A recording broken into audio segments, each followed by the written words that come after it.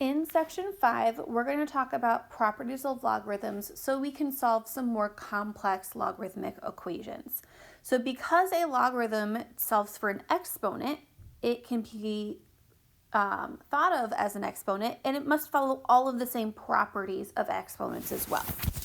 So the first property we're going to talk about is logarithm of a product, which says if you have a logarithm with some base b and you have a multiplication inside that logarithm, you can split it up as two logarithms using addition. It also works the opposite way as well. If you're adding two logarithms with the same base, you can combine them into a single logarithm by multiplying. So for example, if I have log base 2 of 3 plus log base 2 of 7, I can combine that to log base 2 of 21, since 3 times 7 is 21.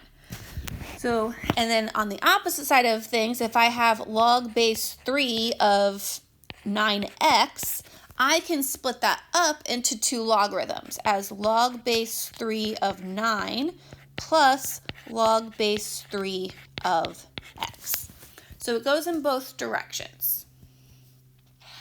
Our next property is logarithm of a quotient, which says if you have a logarithm with some base b and you are dividing inside that logarithm, you can split it up as subtraction. And then if you are subtracting two logarithms with the same base, you can combine it to a single logarithm by dividing.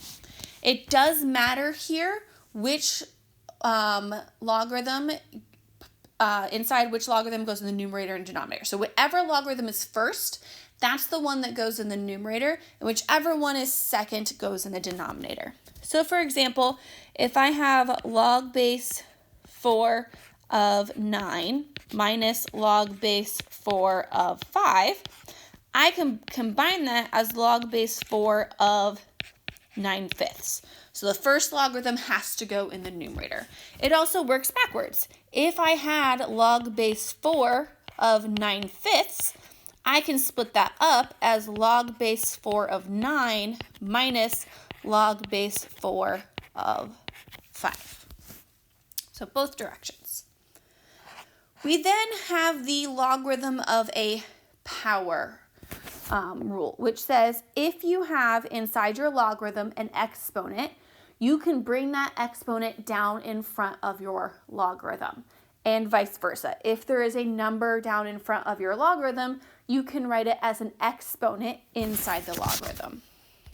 So for example, if we had log base 5 of x to the 8th, I can write that, I can bring that 8 down in front and say it's the same as 8 log base 5 of x. And vice versa. If I had 8 log base 5 of x, I can take that 8 and write it as an exponent inside my logarithm. So it becomes log base 5 of x to the 8th. These are very common logarithmic properties that we are going to be working with. So it is important that you are comfortable with each of them. There are also 3 identities for logarithm. The first one is that log base b of 1 is 0. And the way that works is if you convert it to an exponential equation, that would say b to the 0 equals 1. So what that means is no matter what base you have, if you raise it to the power of 0, you're always going to get 1 as an answer, which means if I'm evaluating a logarithm with any base and the number inside is 1, I will always get 0 as an answer. Secondly, we have log base b of b equals 1. So again, converting it to exponential form, that's saying b to the 1 equals b, which makes sense because if I raise anything to the power of 1, I get the answer I started with. So if the base of your logarithm and the number inside your logarithm are the same, it becomes 1. And the last one is if you have log base b of b to the power of n inside your logarithm, it equals n. It's very, very similar to the reason for our previous one. So what I use is my power rule, which says it becomes n log base b of b equals n. As we previously just said, log base b of b is 1. and that's how you get n equals n. So let's go ahead and practice writing logarithms as sum, difference, or multiple of logarithms. So that means taking a logarithm and expanding it. So writing it using your product, your quotient, and your power rules. So if I have log base 3 of 14 and I want to break it up as addition, I'm looking for any two numbers that multiply to 14. We're not going to use 14 and 1, so I'm looking for any other numbers that multiply to 14, which are 2 and 7. So it's become log base 3 of 7 plus log base 3 of 2. And it does not matter which one you put first. I could have also written this as log base 3 of 2 plus log base 3 of 7, and it is just as correct. Because if you remember, the order of addition and multiplication do not matter. So it works the same way with logarithms. It does not matter which direction I do it in. Now for our second example, log base 10 of pi over 4, it does matter the order I write it in because the order of division and subtraction do matter. So we're going to write this as log, and what is in our numerator, pi minus log 4. Now I am not required to write my base here because the base is 10, and whenever the base of your logarithm is 10, you aren't required to write the base number. Lastly, we have log base e of ac over t to the 6th. So this is going to be a multi-step. So the first thing I want to do is separate my division as subtraction. So it becomes log base e of ac minus log base e of t to the 6th. Now that ac is multiplication. So now I want to split that as addition. So it becomes log base e of a plus log base e of c minus, and then I want to go ahead and use my power rule and bring that 6 down in front. So then becomes 6 log base e of t. Now we're going to go the opposite direction, which is something that is going to be more important for us because if we're going to be solving a logarithmic equation, it's more likely that we're going to have multiple logarithms that we need to combine to a single logarithm in order to solve for our variable. So we have log base 2 of 4 plus 7 log base 2 of x minus 1/2 log base 2 of 5. So whenever you're combining logarithms to a single logarithm, you work your way left to right, but the first thing you have to do is write any numbers in front of your logarithm as exponents. So my first step is going to become log base 2 of 4 plus log base 2 of x to the 7th minus log base 2 of 5 to the 1/2. So the two numbers in front had to be written as exponents. And now I combine going left to right. So the first thing I'm going to combine is the log base 2 of 4 plus the log base 2 of x to the 7th, which gets combined as multiplication. So it becomes log base 2 of 4x to the 7th minus the log base 2. And then 5 to the 1/2. So if you remember our exponent, the way the exponents work, 1/2 is the same thing as taking a square root. So I'm going to go ahead and write this as log base 2 of square root 5.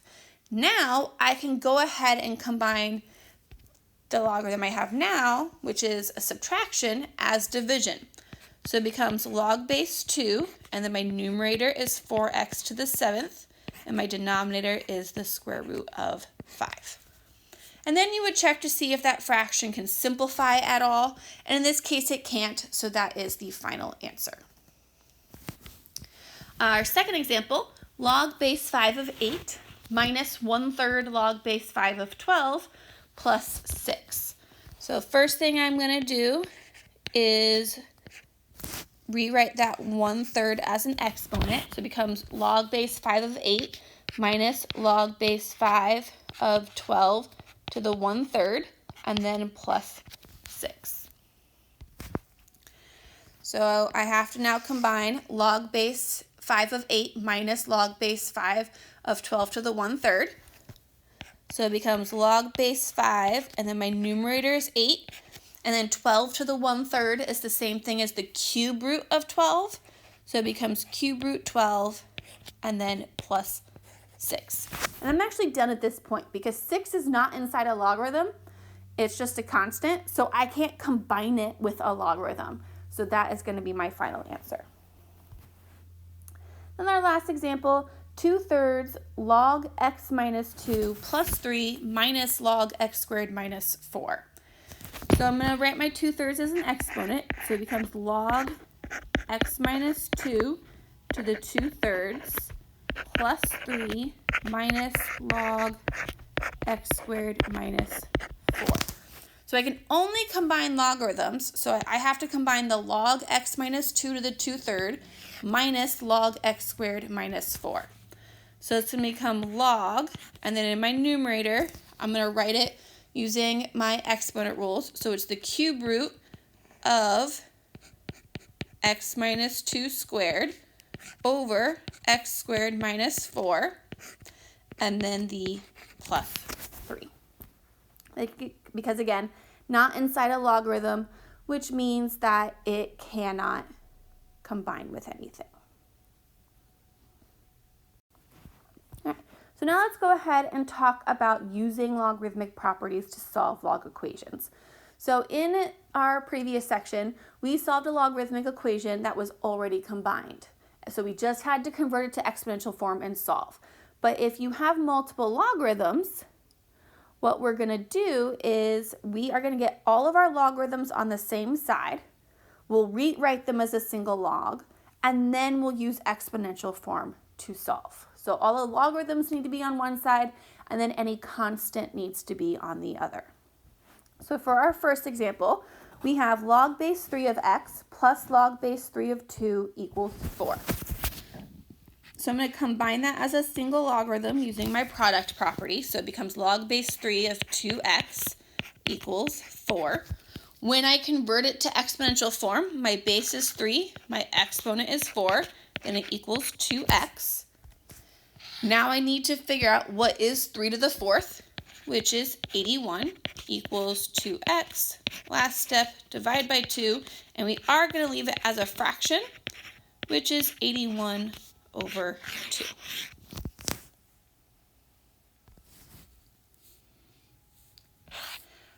In our second example, we have log base 5 of x equals log base 5 of 7 minus 2. So my first step here is actually going to be to get my logarithms on the same side. So log base 5 of 7 needs to be subtracted to the other side. And these are not like terms that I can combine using subtraction like normal. So it becomes log base 5 of x minus log base 5 of 7 equals negative 2. Now I'm going to combine my logarithms using division. So it becomes log base 5 of x over 7 equals negative 2.